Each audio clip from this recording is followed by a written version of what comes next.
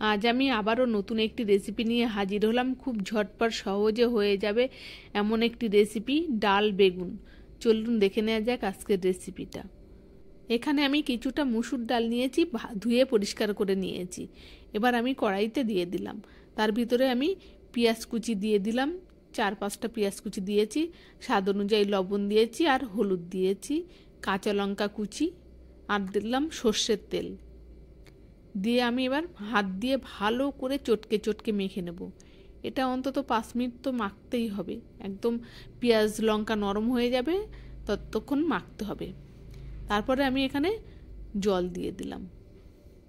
খুব বেশি জল আমি এখন দেব না, যখন ডালটা সিদ্ধ হয়ে যাবে তারপরে আমি আবার জল দেব। এবার আমি গ্যাসটা অন করলাম, করে ডালটা আমি সিদ্ধ হতে দিলাম। ডালটা ফুটছে, আমার ডালটা সিদ্ধ হয়ে গেছে। এবার আমি জল দিয়ে দিলাম আর একটু।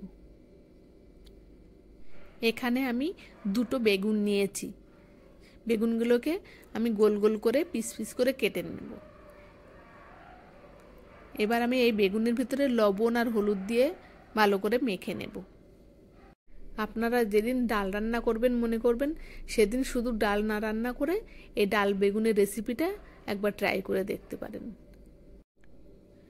এবার ডালটা আমার ফুটে উঠেছে, এদিকে আমি বেগুনগুলো একটু ডিপ ফ্রাই করে ভেজে নেব। ভেজে এবার তুলে নিচ্ছি। এখানে আমি শুকনো লঙ্কা আর 5 ফোড়ন দিলাম। এবার আমি ডাল সিদ্ধটা দিয়ে দিলাম।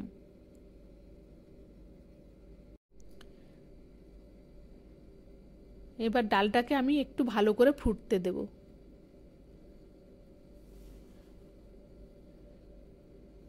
ডালটা ভালো করে ফুটে উঠেছে।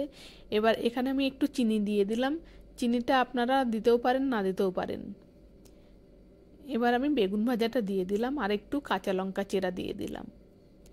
বেগুন ভাজাটা কিন্তু খুব আগে দেবেন না, মানে নামানোর কিছু আগে দিয়ে দেবেন, না হলে কিন্তু বেগুনগুলো সব গলে যাবে। এটা কিন্তু গরম ভাতে জাস্ট ফাটাফাটি, কোনো কথা হবে না, অন্য কিছু কিন্তু আর লাগবেই না, শুধু এটা দিয়েই খাওয়া হয়ে যাবে। রেসিপিটা ভালো লাগলে লাইক, শেয়ার আর কমেন্ট করবেন, আর অবশ্যই একবার বাড়িতে ট্রাই করবেন। দেখুন কত সুন্দর লাগছে। যখন মাছ মাংস আর খেতে ইচ্ছে করবে না তখনও কিন্তু এই ডাল বেগুনটা বানিয়ে ফেলবেন, দেখবেন খেয়ে মুখে রুচি এসে যাবে। দেখুন কত সুন্দর লাগছে। সবাই ভালো থাকবেন, সুস্থ থাকবেন, দেখা হবে পরের